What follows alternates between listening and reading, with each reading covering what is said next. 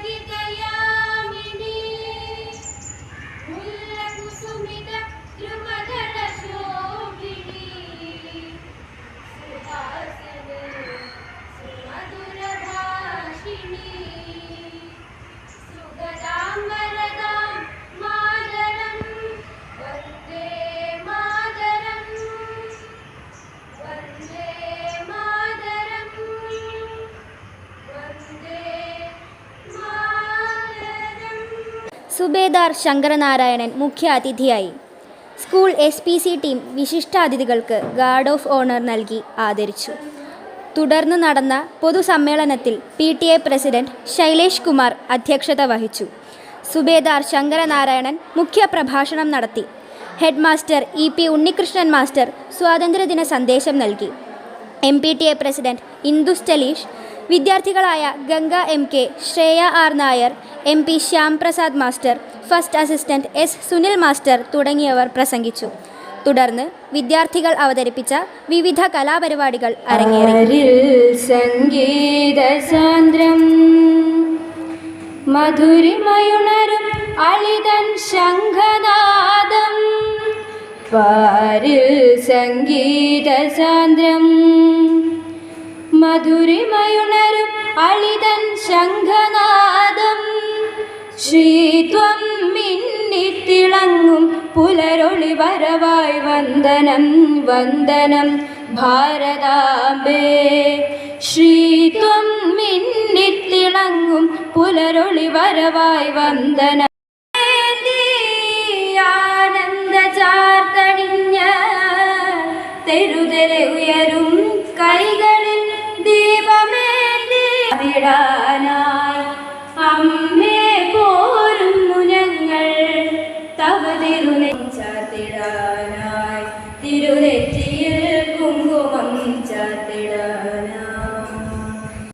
കേരളത്തിലെ തന്നെ ഏറ്റവും മികച്ച വിദ്യാലയങ്ങളിൽ ഒന്നായിട്ടുള്ള CNN ഗേൾസിൻ്റെ ഈ തിരുമുറ്റത്ത് നമുക്ക് ഈ സ്വാതന്ത്ര്യദിനം ആഘോഷിക്കുമ്പോൾ നമ്മൾ ചിന്തിക്കേണ്ടത് ഇതിനുവേണ്ടി ജീവൻ ബലി കഴിപ്പിച്ച അല്ലെങ്കിൽ ജീവൻ ബലിദാനം നൽകിയ, ഇപ്പോഴും അതിൻ്റെ സംരക്ഷണത്തിന് വേണ്ടി കീഴിൽ നമ്മളെല്ലാവരും നമ്മുടെ രാജ്യത്തെ, നമ്മുടെ സംസ്കാരത്തെ, നമ്മുടെ വ്യക്തിത്വത്തെ അടിയറവ് വെച്ച് കഴിയേണ്ടിയിരുന്ന ഒരു കാലഘട്ടം ഉണ്ടായിരുന്നു.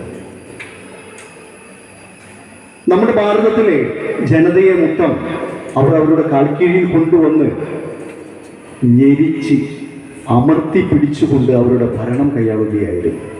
നിങ്ങളൊന്ന് ചിന്തിച്ചു നോക്കൂ, നിങ്ങൾക്ക് സംസാരിക്കാനുള്ള സ്വാതന്ത്ര്യമില്ല, ഭക്ഷണം കഴിക്കാനുള്ള സ്വാതന്ത്ര്യമില്ല. ഇതൊക്കെ കഴിക്കണമെന്നുണ്ടെങ്കിൽ മറ്റുള്ളവരുടെ ആ ഒരു പെർമിഷൻ ഉണ്ടെങ്കിൽ മാത്രമേ നിങ്ങൾക്ക് ചെയ്യാൻ സാധിക്കുള്ളൂ. കൂട്ടില്ല നമ്മൾ നമ്മുടെ സ്കൂളിൽ നമ്മുടെ മാഷന്മാർ, അതേപോലെ പേരൻസ്, ഇവരെല്ലാം സ്വതന്ത്ര ഭാരതത്തിലാണ് നമ്മൾ ജീവിക്കുന്നത്. അപ്പം നമുക്ക് മറ്റുള്ള ആൾക്കാരുടെ ബാഹ്യശക്തികളിൽ നിന്നുള്ള ഒരു ഭയം വേണ്ട, ഒരു പേടി വേണ്ട. നമുക്ക് നമ്മുടെ ഇഷ്ടം പോലെ ഫ്രീഡായിട്ട് സഞ്ചരിക്കാം, അഭിപ്രായങ്ങൾ പറയാം, വേറെ ഒരു സ്റ്റേറ്റിൽ പോകണമെങ്കിൽ സ്റ്റേറ്റിലേക്ക് പോകാം. ഇങ്ങനെ എല്ലാ സ്വാതന്ത്ര്യവും നമുക്കുണ്ട്. അതിനു മുമ്പ് നമുക്ക് ആ സ്വാതന്ത്ര്യം ഉണ്ടായിരുന്നില്ല. മറ്റേ ബ്രിട്ടീഷ് കോളനിയായിരുന്നു, ബ്രിട്ടീഷുകാരായിരുന്നു കൂടുതലായിട്ട്. നിങ്ങൾ ഒരു വിഷയം കേട്ടിട്ടുണ്ടായിരിക്കും, സുഭാഷ് ചന്ദ്രബോസ്, നമ്മുടെ ഒരു നേതാവിനെ പറ്റി കേട്ടിട്ടുണ്ടോ? സുഭാഷ് ചന്ദ്രബോസ് കേട്ടില്ലേ? കൈകൊണ്ടിരിക്കൂ പ്ലീസ് എല്ലാവരും. Very good. അപ്പോൾ ആ നേതാവ് സുഭാഷ് ചന്ദ്രബോസ് വന്നിട്ട് എന്ത് ചെയ്തെന്ന് വെച്ചാൽ അവരോട് പറഞ്ഞു, ഇമ്മീഡിയറ്റ്ലി നിങ്ങൾ പോകണം, ഞങ്ങളുടെ രാജ്യം ഭരിക്കും, നിങ്ങളുടെ ആവശ്യമില്ല ഞങ്ങൾക്ക്. അപ്പോൾ അതിനു വേണ്ടിയിട്ട് അയാളെ അവർ തടങ്കലിൽ അടച്ചു, അറസ്റ്റ് ചെയ്തു. എന്നിട്ടൊരു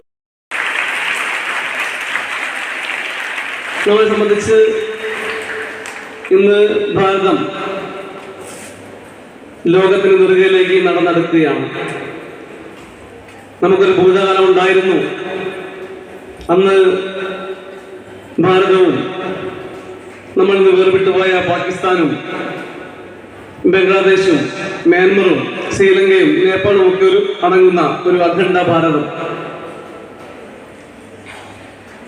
പക്ഷേ നമ്മൾ ചരിത്ര വിദ്യാർത്ഥികൾ ചരിത്രം പഠിക്കുമ്പോൾ മനസ്സിലാക്കാൻ സാധിക്കുന്നത്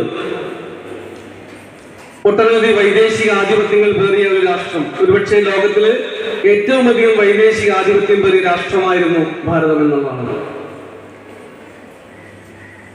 പോർച്ചുഗീസുകാര്, ഡച്ചുകാര്, മുഗളന്മാര്, 2 നൂറ്റാണ്ടുകാലം ബ്രിട്ടീഷുകാരും നമ്മളെ അടക്കി ഭരിച്ച ഒരു ചരിത്രം.